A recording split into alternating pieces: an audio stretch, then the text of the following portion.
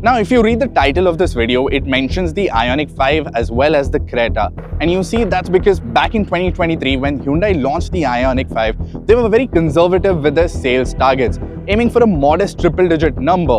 But what happened next was that they were hit with an overwhelming response from the Indian market, and the Ioniq 5 exceeded expectations and then some. Hyundai's cautious projections went out of the window and the demand shot through the roof. The success has now paved the way for what we have here today.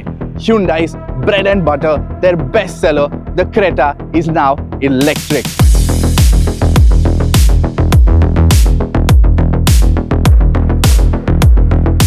Yes, that's true. The same car that has become a household name in India, the SUV that's ubiquitous as your morning cup of chai, is now taking a green step into the future.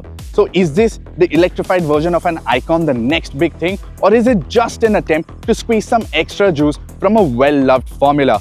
Well, let's find out. Now, starting with the new design language. If you are standing quite far and have a squint in your eyes, this will look like the standard Creta. But come up close and you will see the differences. The biggest one being new paint option. Now, this is the pastel blue that we like.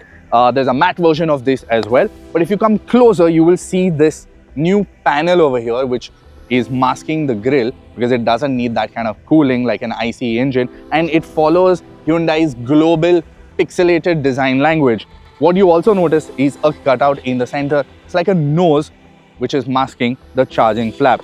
Now down below, you have active aero vents that open and close depending on how hot or how much cooling the battery requires. Now over on the side, you have a new alloy wheel design. It's 17 inches and they are designed in a way to increase the aerodynamic efficiency of the car.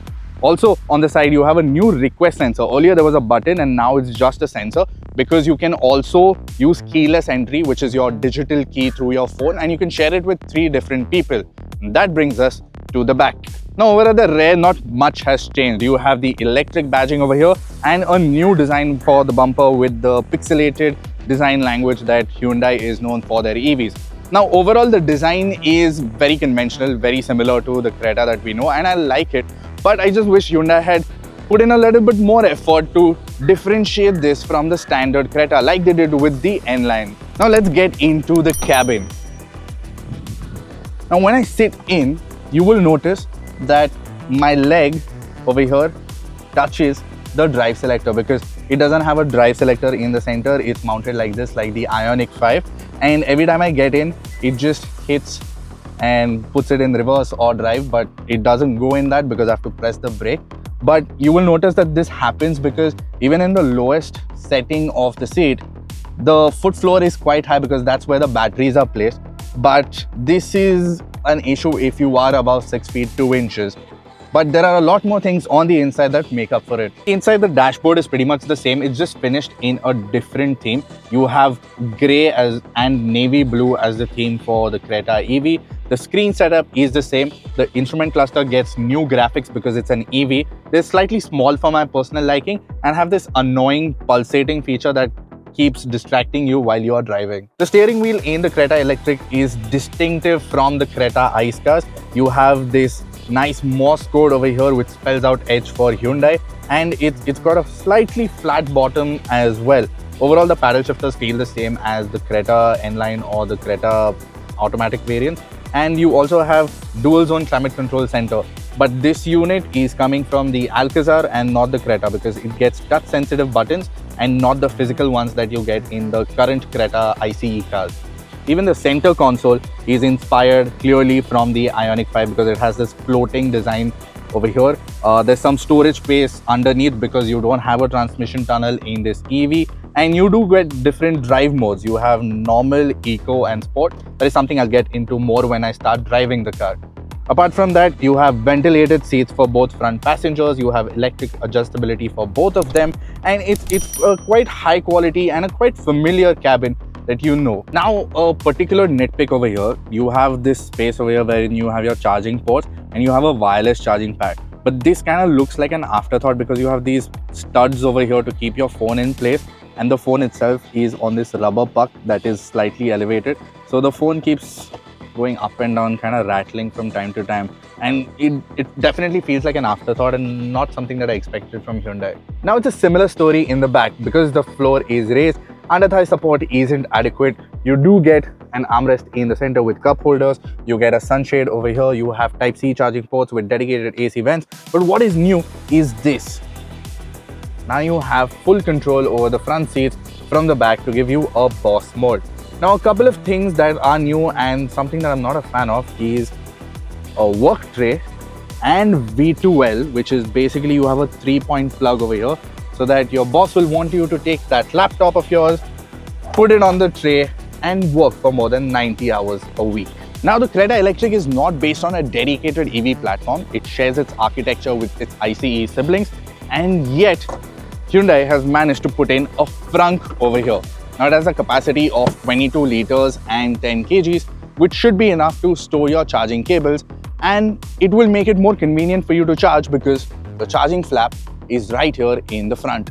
Now in terms of the boot space, the Creta Electric gets 433 liters of boot space, and that is enough to carry 4 cabin bags.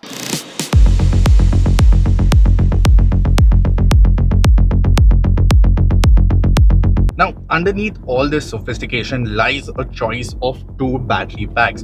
You have a 42 kilowatt hour and a 51.4 kilowatt hour battery pack, and the smaller one gives you a modest 390 kilometers of claimed range, which would result in around say 330-350 kilometers at most.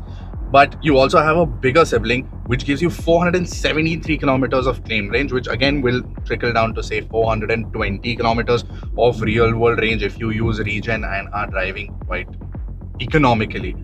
Now, before you ask, the bigger battery pack gets more performance as well. The 0 to 100 time comes up in 7.9 seconds, which is proper quick for a compact SUV in this segment.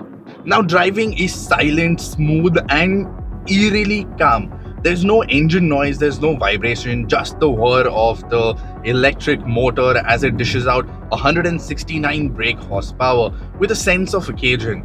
You have regenerative braking system that is quite smart. So you have 4 different levels. You have a normal, 2, level 3 and the I-pedal mode that we had initially seen in the Ioniq 5.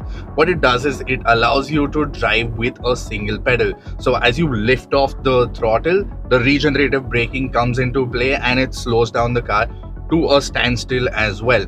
Now what Hyundai has also innovated with the Creta Electric is the fact that they have combined the ADAS technology with the I-pedal technology. So when you're in cruise control, the car uses the ADAS sensor to monitor what's happening with the car in front, and if it does slow down, it uses regenerative braking to slow down the Creta Electric as well. Now on the topic of regenerative braking, the brakes, the physical brakes also work beautifully. The pedal feels very natural and there's a good amount of bite when you want it, and Hyundai has managed to have that shift from regenerative braking to physical brakes quite seamlessly. On the road, the Creta Electric feels comfortable and reliable on both your highways as well as bumpy city streets. The suspension is tuned for comfort, soaking up potholes like a sponge, and the steering is light enough for city driving but offers enough weight for highway confidence. The switch to sport mode and the Creta Electric gets a surprising spring in its step. Now it's not going to break any Nürburgring lap records, but overtaking in the traffic is a breeze and it never feels out of its depth. Now there's a normal mode as well, which is 1 step below the sport and feels more relaxed but urgent enough when you want it to be. Hyundai has also given it a eco mode which manages to stretch the range quite well. The Creta Electric gets plenty of driver assistant features. These include forward collision avoidance assist, blind spot avoidance assist, lane keep assist, smart cruise control and reverse collision assist, among others that we've seen on the ICE Cretas and know that they work quite well. Charging the Creta Electric requires a bit of planning. Now you can plug it into a DC fast charger and it'll go from 10% to 80% in just under an hour. That's around 58 minutes. And with a home wall box charger, it takes a leisurely 4 hours for a full charge, which is quite fine if you are using it as a daily driver, go to office, come back and just top it up for like an hour or two. You should be good to go for the next few days as well. The Hyundai Creta Electric takes everything we love about the standard Creta, its practicality, its comfort, style, and adds bits from its elder siblings, the Alcazar as well as the Ioniq 5. Now sure, it's going up against strong rivals like the Tata Curvv.ev, which has better in-car entertainment options when you are charging. The Mahindra BE6, which has a better range per single charge with a lot of cool features and radically designed exterior, making it stand out in this segment. Next up is the ZS EV, which offers a better interior and cabin quality. And lastly, the newly incoming Maruti Suzuki Vitara, which comes out at the Bharat Mobility Expo. But pricing is what will be the deciding factor, because this is expected to come between 17 to 24 lakh rupees ex-showroom, which is going to be very aggressive. Now at that price point, would you pick the Creta over its rivals? Let us know in the comments below. Not every Creta owner does this.